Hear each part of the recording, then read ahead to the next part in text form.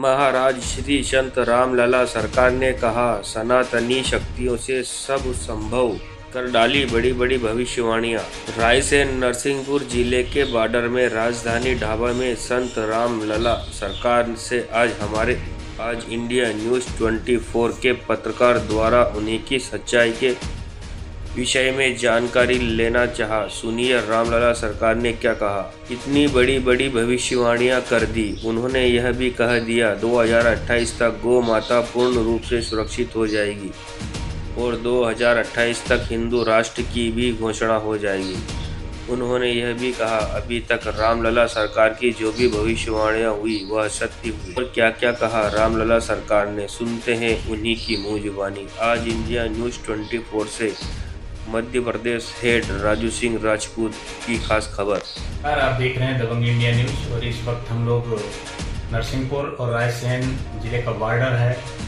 ये कौन सा ढाबा कहलाता है? राजधानी ढाबा कहलाता है, जहाँ पर हम लोग बैठे हैं। और हमारे बीच में एक ऐसी महान सक्रिय शख्सियत के हैं जो हमारे बीच में हैं, जो रामलला सरकार के नाम से जाने जाते हैं। आज हम उन्हीं से कुछ चर्चा करेंगे। गुरुदेव, हमने देखा है कि रामलला सरकार का बहुत ज़्यादा बोलबाला चारों तरफ, तो ऐसी कौन सी शक्तियां हैं जिसकी वजह से जी आपको लोग और आप लोगों को ये सब किस तरह से कर पा रहे हैं? जी, सर्वप्रथम समस्त भारत माता के सुपुत्रों को मेरा कोटि कोटि वंदन प्रणाम। आपको हृदय से साधुवाद, धन्यवाद। देखिए, आपका बहुत सुंदर प्रश्न है। देखिए, रामलला सरकार नाम ही अपने आप में सब कुछ है और मेरे राम जी के श्री चरणों के रज की कृपा से जो भी कुछ हो रहा है सब श्रेय उन्हीं को जाता है, हमें कुछ नहीं। हम तो उनके श्री चरणों का सेवक हैं। सत्य बात यही है जो आप कहना चाह रहे थे, मैं समझ गया। देखिए, 551 भविष्यवक्ता अभी तक भविष्यवाणी की है, जिसमें लेश मात्र किंचित मात्र संदेह नहीं है कि उनकी बात सत्य हुई। उनकी बात तो पूर्णतः सत्य नहीं हुई है। एक रामलला सरकार का ही ऐसा नाम आता है कि जो भी कुछ बोला जाता है वो सत्य होती है बात। लेकिन ये बात सत्य होती है श्री राम जी के चरणों के रज की कृपा से। इसमें हमारी कोई दक्षता नहीं है, कोई सामर्थ्यता नहीं है। ये मेरे रामलला सरकार के चरणों बोला। आपने जिस विधायक को बोला वो विधायक जीत गया, आपने जिसको जो कहा वही हो रहा है, तो ये सब कैसे हो रहा है? देखिए, मुझे तो ऐसा लगता है कि जब भगवान के श्री चरणों का रज किसी व्यक्ति को प्राप्त हो जाता है, मिल जाता है ना, तो वो कुछ भी बोलता है वो सब कुछ संभव हो जाता है। जिसके ऊपर परमात्मा की असीम कृपा हो जाती है वह व्यक्ति जो भी कुछ बोलेगा वाणी उसकी सत्य होगी। जा पर कृपा राम के होई, ता पर कृपा करे सब कोई।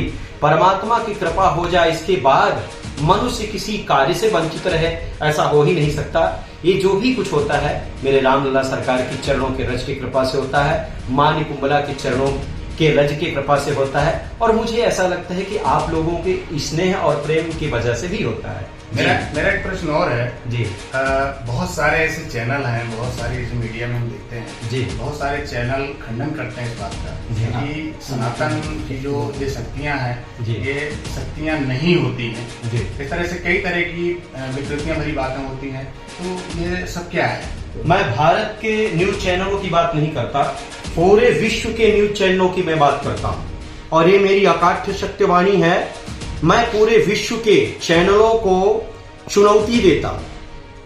अगर उनको ऐसा लगता है कि सनातन धर्म में कोई अदृश्य शक्ति नहीं है या शक्ति नहीं होती है, तो वो रामलला सरकार की पूर्णतः परीक्षा ले सकते हैं। लेकिन ओपन परीक्षा, किसी स्टूडियो में नहीं, ओपन परीक्षा, लाखों हजारों लोगों के बीच में रामलला सरकार को खड़ा करें, मैं प्रमाण देने के लिए तैयार हूं। और सबसे बड़ा प्रमाण यूट्यूब में है, आप लोगों की चैनल के माध्यम से ही डला हुआ है। हमारी एक एक वाणी सत्य होती है। वाणी उसी के सत्य होती है जो साधक होता है, जो राम जी के चरणों का रज लेके जीवन जीता है। और मुझे ऐसा लगता है कि जो लोग कहते हैं ना कि सनातन धर्म में शक्ति नहीं है, ये कोई शक्ति नहीं है, ये कोई साधना नहीं है, ये कोई तप नहीं है, मैं उनको अज्ञानी कहूंगा। और उनको एक छोटा सा लघु बालक जैसे होता है ना, किसी विषय को लेके जिज्ञासा नहीं रखता, बस कही और सुनी हुई बात को लेके रट्टू तोता जैसे पक्ष रखता है, मैं तो उनको कहूंगा वो अज्ञानी है। और एक छोटा सा शब्द और कहूंगा, मूढ़ है अगर वो सत्यता देखना चाहते हैं, जानना चाहते हैं, रामलला सरकार के पूर्णतः साधना के बारे में जानना चाहते हैं, तो ओपन चुनौती है, चैलेंज है, लाखों हजारों लोगों के सामने आए और हमारी परीक्षा लें। सनातन धर्म में आध्यात्मिक शक्ति थी, है और रहेगी। ये पूर्णतः परम सत्य है, अखाद्य सत्य है, ब्रह्म सत्य है। मेरा एक प्रश्न और है गुरुजी जी। अभी कुछ समय पहले हमने देखा है, 1-1.5 साल 2 साल पहले जी। ये हालात थे, कोविड का समय था, बहुत सारे लोग मरे, बहुत सारे लोगों को वो यातनाएं झेलनी पड़ी, बहुत सारे लोगों के परिवार में कोई नहीं बचा जी। तो उस पीरियड पे ये संत महात्मा साधु, ये सनातन, ये शक्तियां, ये कहाँ रहा? देखिए आदरणीय, आपका बहुत सुंदर प्रश्न है। सत्यता यह प्रश्न समाज का कल्याण करने वाला है, देश का उत्थान करने वाला है, विश्व के उत्थान का प्रश्न है। सही बात है।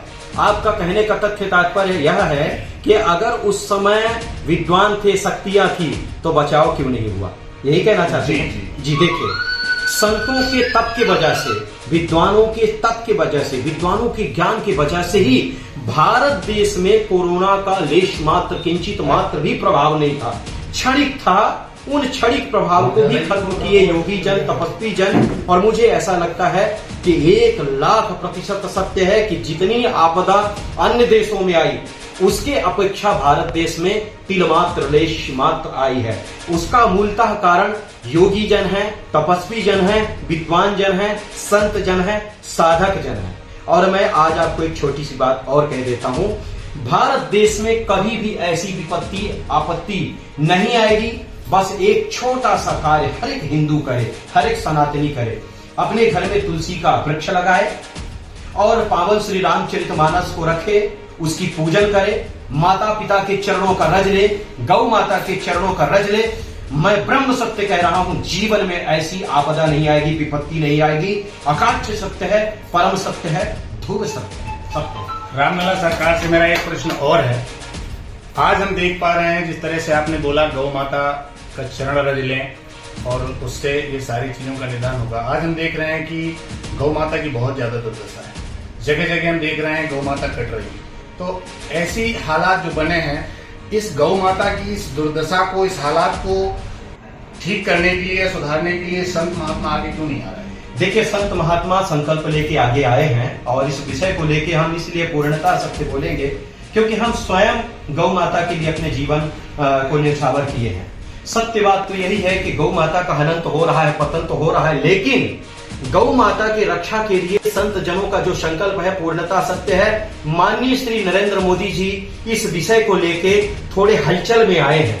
उन्होंने भी संकल्प लिए हैं 2025, 2026, 2027, 2028, 2028 तक पूरे भारत की गौ माता का उत्थान होगा। गौ माता राष्ट्र माता के रूप में स्थापित हो जाएगी, गौ हत्या बंद हो जाएगी। और पूर्णतः ध्रुव सत्य है कि अब समस्त सनातनी, समस्त हिंदू जग गए हैं, संकल्प लेके जग गए हैं। अब कोई सो नहीं रहा है और मुझे ऐसा लग रहा है कि अभी भी जो कोई सो रहा है वो सिर्फ और सिर्फ इसलिए सो रहा है कि उसको जगाने के लिए हम लोग अभी थोड़ा आलस्य कर रहे हैं। जब हम लोग पूर्णतः जागृत में आ जाएंगे, गौ माता के शरणों की सौगंध, गौ माता का बाल बाका नहीं होगा। और भारत माता की गौ माता सिर्फ बचे ऐसा संकल्प हमारा नहीं है, पूरे विश्व की गौ माता बचे ऐसा मेरा संकल्प है। और इस संकल्प को हम पूर्ण करेंगे। 157 देशों में गौ माता के चरणों के रज को लेके जाएंगे।